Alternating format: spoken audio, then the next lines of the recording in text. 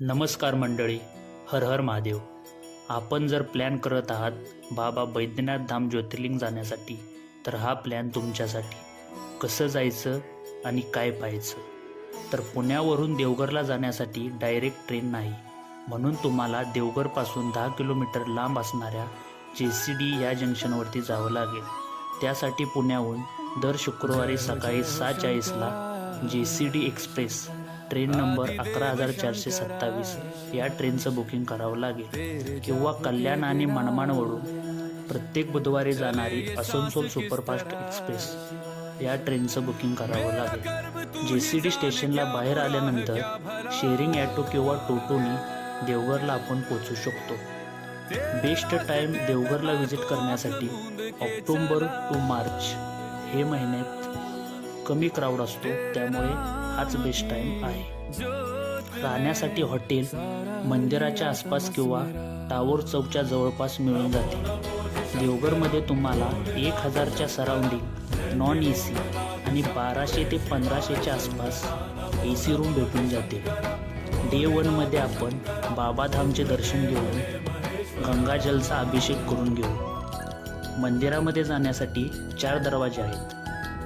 मंदिरामध्ये जाण्यासाठी योग्य दरवाजा पूर्व दिशेने आत जाऊन पश्चिम दिशेने बाहेर पडावे. मंदिरामध्ये जाण्यापूर्वी तुम्हाला शिवगंगा घाटवरती जावं लागेल, जे मंदिरापासून 4-5 मिनिटाच्या अंतरावरती आहे. देवघरमध्ये गंगामाता नसल्यामुळे या तलावालाच लोक शिवगंगा असे म्हणतात.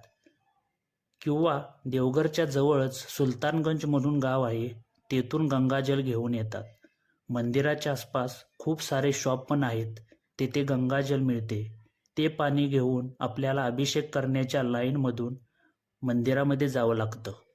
त्यासाठी तुम्ही रेग्युलर लाईनचा उपयोग करू शकता किंवा VIP लाईननेही जाऊ शकता.